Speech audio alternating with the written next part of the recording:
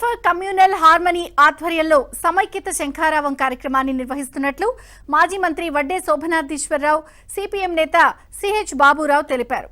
ఈ క్రమంలో సమైక్యత శంఖారావం మత సామరస్యంపై జాతీయ సదస్సు వాల్ పోస్టర్ లాంచ్ చేశారు.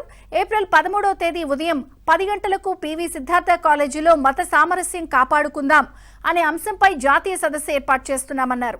చాప కింద నీరులా దేశంలో పాకుతున్న మత భూతాన్ని తరిమి కొట్టేందుకు ఈ కార్యక్రమాన్ని చేపడుతున్నామన్నారు.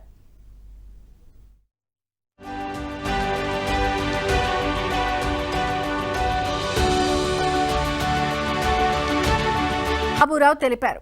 ఈ క్రమంలో సమైక్యత శంఖారావం మత సామరస్యంపై జాతీయ సదస్సు వాల్ పోస్టర్ లాంచ్ చేశారు. ఏప్రిల్ 13వ తేదీ ఉదయం 10 గంటలకు పివి సిద్ధార్థ కాలేజీలో మత సామరస్యం కాపాడుకుందాం అనే అంశంపై జాతీయ సదస్సు ఏర్పాటు చేస్తున్నామన్నారు.